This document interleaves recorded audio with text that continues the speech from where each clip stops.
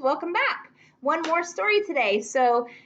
We are still focusing on tall tales, and today's story is called Swamp Angel. This is written by Anne Isaacs, and our illustrator is Paul O. Zielinski. Okay, there's the back. All right, so Swamp Angel is about a woman born in the U.S., state of Tennessee, during pioneer times.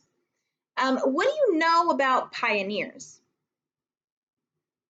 And what was life like for them? How might it have been different for a woman versus a man during that time? Okay, so now think about what you know about tall tales. Remember, full of exaggerations, totally fake, right? What kind of things do you think we might see happen in Swamp Angel? Look at that character on the front cover and these other two. Huge, right? So let's read and see if you're right with your predictions. Swamp Angel by Anne Isaacs, illustrated by Paul O. Zielinski.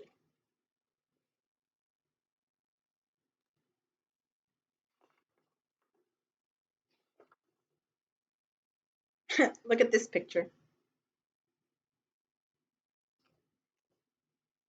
On August 1st, 1815, when Angelica Longrider took her first gulp of air on this earth, there was nothing about the baby to suggest that she would become the greatest woodswoman in Tennessee. The newborn was scarcely taller than her mother and couldn't climb a tree without help. She's pretty big, isn't she? Although her father gave her a shiny new axe to play with in the cradle, like any good Tennessee father would, she was a full 2 years old before she built her first log cabin.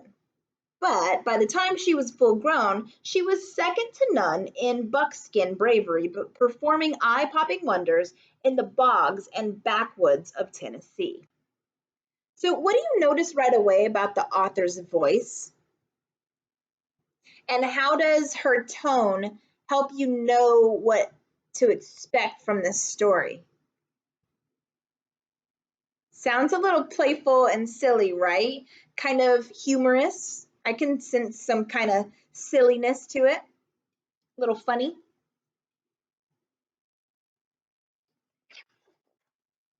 Okay. When she was 12, a wagon train was mired in Dejection Swamp. The settlers had abandoned their covered wagon and nearly all hope besides. Suddenly, a young woman in a homespun dress tramped toward them out of the mists. She lifted those wagons like they were twigs in a puddle and set them on high ground. "It's an angel!" cried the gape-mouthed pioneers. Ever since that time, Angelica Longrider had been known as Swamp Angel. To this day, stories about Swamp Angel spring up like sunflowers along the wagon trails, and every one of them is true.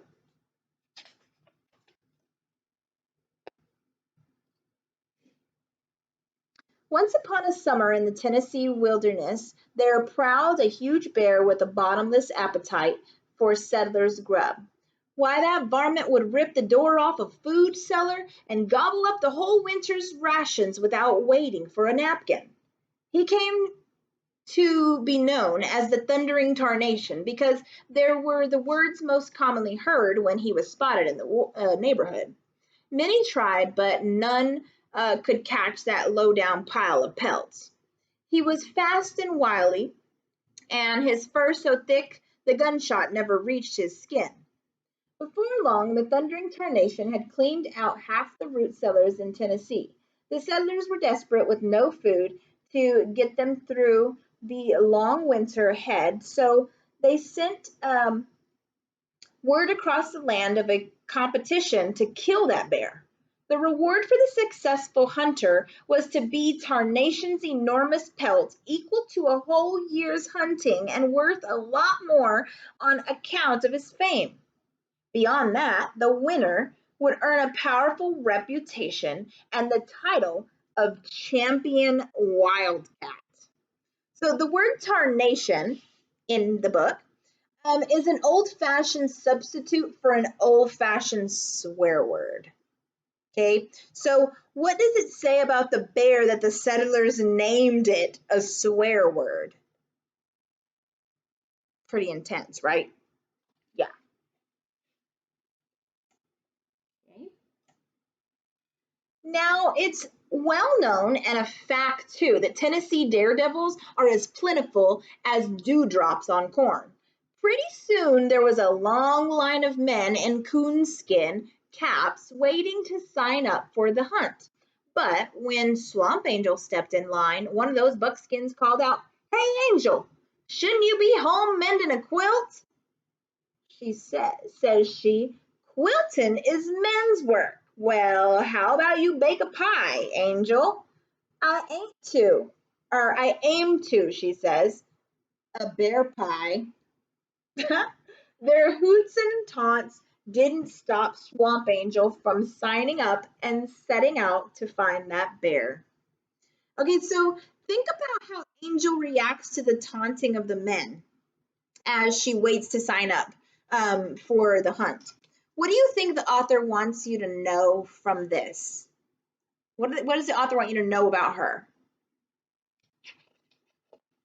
I think that she isn't going to let the fact that she's a girl stop her from doing what she knows she can do, right? I love that about her. She's not afraid, and she's not going to listen to what anybody says about her. Awesome. Okay, so Tarnation left a pretty clear trail. The first hunter was found wearing an empty molasses bucket, a silly grin on his face. Seems like he tried the sweet approach and got licked in more ways than one. It took 10 strong men to rescue the next hunter from his own bear trap. There's the first one. There's the second one. A third set out with a hardened hickory club and ended up waist deep in toothpicks. Another was discovered wandering in circles, clutching 2 fistfuls of fur. His head was completely bald, his beard mighty scarce. Seemed he'd traded pelts with Thundering Tarnation and got the worst of the bargain. Totally bald. Okay, so how well were the men doing in the competition at this point? Not good, right? And what do you think might happen next? I think we all know what's about to happen next. Let's see. Oh my gosh. Okay, soon Swamp Angel was the only one left who hadn't met up with Tarnation. Until one morning she awoke from dozing in the shade of a creek to find that 4-legged forest of stubble staring at her across the stream. They faced off for a few minutes. "Varmint," said Angel, "I'm much obliged for that pelt you're carrying." "Grrr," says Tarnation. Then they waded into the stream and commenced to fight. Oh my gosh. Look what she did. Do you see him up there? Oh my gosh. Swamp Angel took hold of that bear and tossed him so high he was still on the way up at nightfall. Even when the first star came out, there was no sign of him. Angel began to think she had lost him in the sky. Wow. She's stronger than I thought she was. Now, Angel was bound and determined to get Tarnation's pelt. Just at that moment, a tornado whirled by with a spout clearing up to the clouds. Swamp Angel grabbed hold of it and swung the twister around like a giant lasso in the heavens. She roped that bristle bandit and brought him crashing back to Earth. Okay, so I want you to examine this illustration. How would you describe the look on Angel's face? And why do you think she didn't leave thundering tarnation stuck in the sky? Look at her face. Why do you think she didn't leave him in the sky?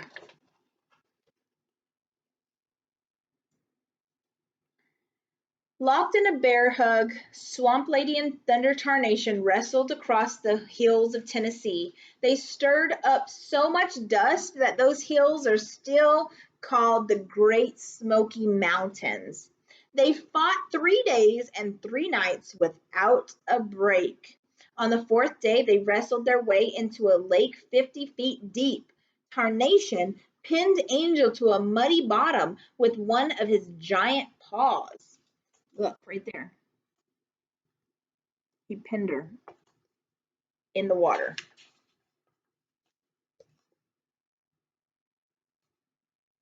To get a breath of air, she had to drink the whole lake dry. That was mighty refreshing, says Angel, but it didn't look good for Angel. Down in the muck under the mountain of mange, no matter how he struggled, he could not free her. She could not free herself from Tarnation's paw. Then Angel had an idea.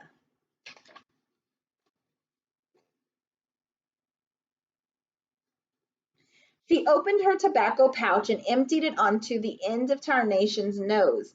He sniffed, threw back his head, and sneezed so hard that he sneezed so hard the mud flew off the lake bottom and Angel with it. Look how she flew off.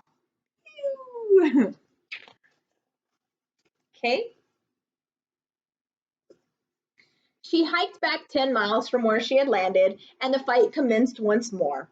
Swamp Angel and Tarnation finally grew so tired they fell asleep. But that didn't stop them. They wrestled in their sleep.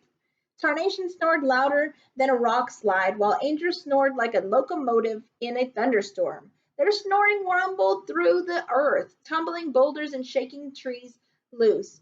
By morning, they had snored down nearly the whole forest. Wow. Okay. The second biggest pine tree in Tennessee landed smack beside them. At the top of the tree was a beehive the size of a hill, oozing rivers of honey. After 5 days without food, Tarnation couldn't resist. He rolled over in his sleep and sank his jaw into the sweet, syrupy torrent.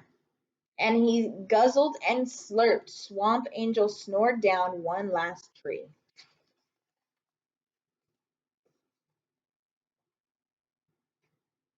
It fell right on top of the thundering Tarnation.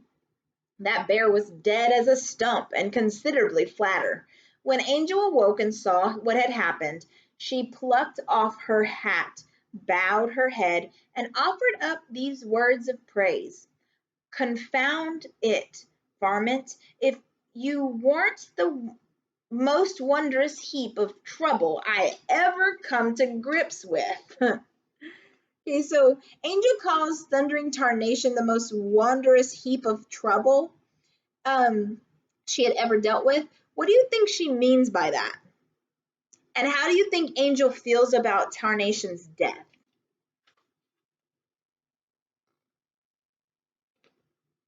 That night, Tarnation fed everyone in Tennessee. I can tell you, it was the biggest celebration the state had ever known. There were bear steaks and bear cakes, bear muffins and bear stuffing, bear roast and bear toast. To wash it all down, there was berry wine. And you could hear the waistcoat buttons popping as far as Kentucky. The leftovers filled all of the empty storehouses in Tennessee just before the first snowfall. Swamp Angel decided to keep Thundering carnation's pelt as a rug. It was too big for Tennessee, so she moved to Montana and spread that bear rug out on the ground in front of her cabin. Nowadays, folks call it the shortgrass prairie.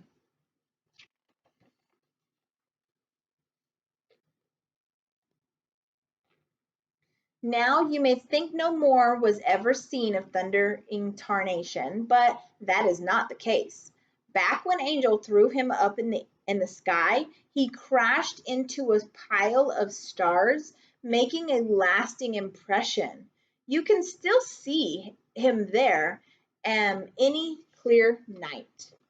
So there in the sky, you can see him. You see that impression right there? All right. That's the end of our story, you guys. That was pretty cool. I hope you enjoyed it. Don't forget to do your assignment on Google Classroom. Bye, guys.